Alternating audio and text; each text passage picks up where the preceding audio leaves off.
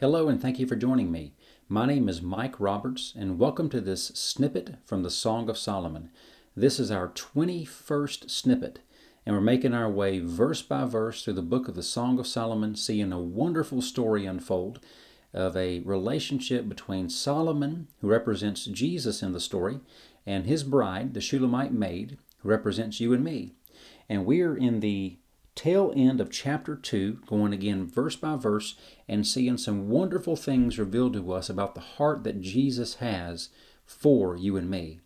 And in the last snippet, we left off in chapter 2, looking at verses 13 and 14, and he's saying some wonderful things to her.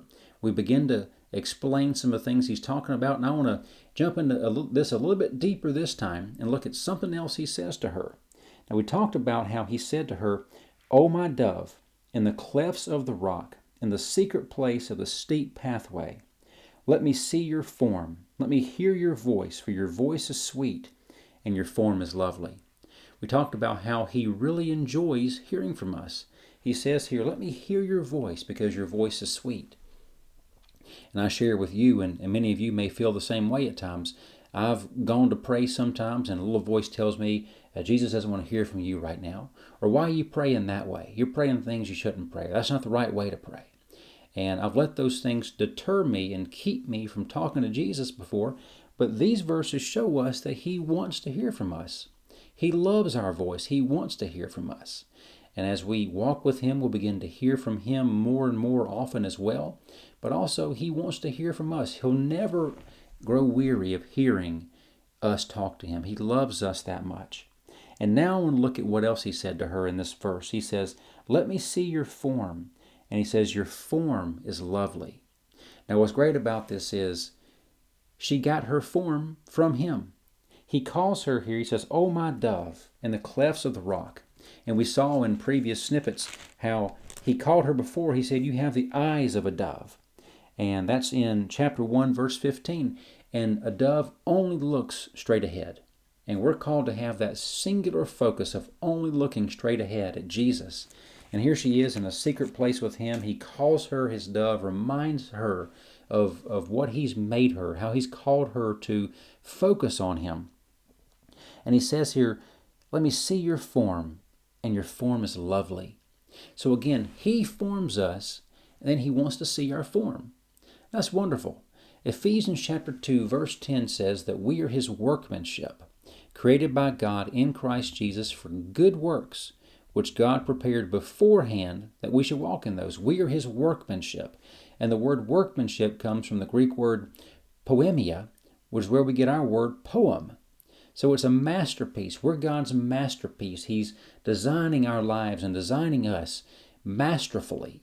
He's forming us and fashioning us in a wonderful way. And here he says, your form is lovely, because he's formed us that way. And he wants to see what he has done and see the people he's made us to become. And Philippians chapter 2, verse 13 says, work out your own salvation with fear and trembling, for it is God who is at work within you, both to will and to do of his good pleasure. So God's working within us right now. God has formed us and fashioned us. We're his masterpiece. And he's working in us both to will and to do of his good pleasure. And there's some wonderful, wonderful verses. We can't read them all, but in Psalm chapter 139, I want to encourage you to look at these sometime. Really spend some time studying Psalm 139, where King David's talking about how wonderfully God has formed him. He said he was fearfully and wonderfully made.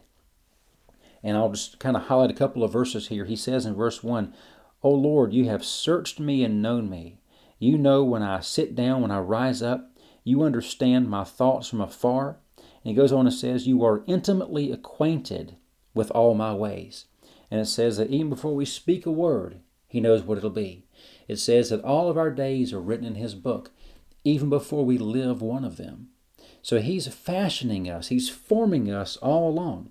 And I think about an artist. Think about a masterpiece. When an artist does a sculpture or a painting, when he takes a blank canvas and he paints on there what he wants to put on there, and then when he's done, he signs his name to the bottom of the canvas. Well, it's kind of the same with God, but God does things a little bit backwards.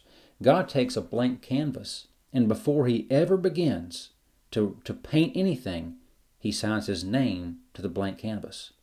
Then he produces his masterpiece. So you and I belong to him in the same way the Shulamite maid belonged to Solomon here. And he has claimed her as his own, the way that Jesus has claimed you and me. We belong to him. He has signed his name to the blank canvas that we once were. And now we're in the process of being made into a masterpiece. He's forming us, fashioning us, and shaping us every step of the way. And he says, let me see your form, because your form is lovely.